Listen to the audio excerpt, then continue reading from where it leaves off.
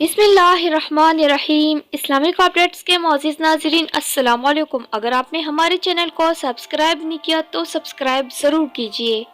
मर्द कैसा होना चाहिए, औरत कैसी होनी चाहिए, हर मर्द बता सकता है, मगर क्या वो मर्द जानता है कि मर्द को कैसा होना चाहिए?